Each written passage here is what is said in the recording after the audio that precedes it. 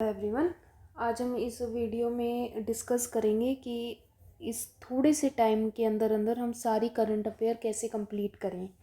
जैसा कि हमें पता ही है कि करंट अफेयर इतना इम्पोर्टेंट है मेंस एग्ज़ाम्स के लिए, तो जिन्होंने अभी तक कुछ पढ़ा नहीं है तो वो अब कैसे रिवीजन करें। तो ये जो शॉर्ट प्लान है कि हमें 4 दिन के अंदर अंदर 1 महीना कंप्लीट करना ही है, ये हमारा टारगेट होना चाहिए। चाहे कैसे ही करो, चाहे दिन में पढ़ो चाहे रात में पढ़ो, किसी भी तरह, ठीक है।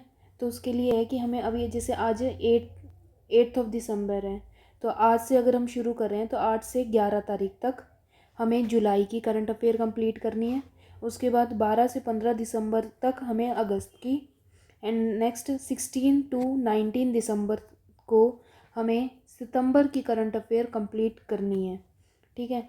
और उसके बाद 20 से 23 के लिए का टाइम जो है उसमें हमें अक्टूबर की, और 24 से 27 के ड्यूरेशन में हमें नवंबर का करंट अफेयर कंप्लीट करना है, ठीक है।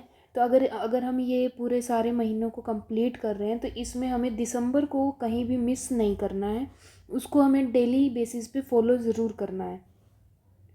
अब जैसे कि अभी जो हमारा ये रेपो रेट था, ये भी सब इसमें भी डिक्रीज़ हुआ है, तो ये सब भी हमें जानकारी होनी चाहिए कि अभी करंट में क्या न्यूज़ चल रही है, क्योंकि आरआरबी कहीं से भी क्वेश्चन उठा लेता है।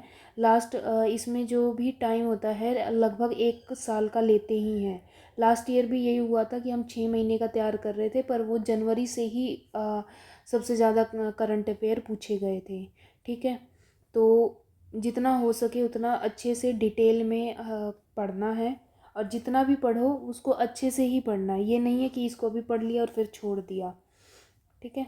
तो अब ये 1 टू 19 दिसंबर तक हमें डेली जो भी करंट अफेयर है उसको और प्लस उसका रिवीजन डेली बेसिस पे करना है। उसके बाद 20 से 23 हम जो भी इतना भी हमने लास्ट मंथ के जितना भी रिवीजन करा है उसको दोबारा फुल रिवीजन करना है, ठीक है, कि फिर से हमारे माइंड में रिकॉल हो जाए कि हमने क्या क्या पढ़ा है।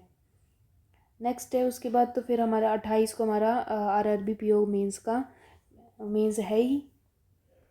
तो जिन भी बच्चों का ये मेंस का पेपर है उन सब के लिए, उन सबको ऑल द बेस्ट, और अच्छे से प्रिपेयर करो।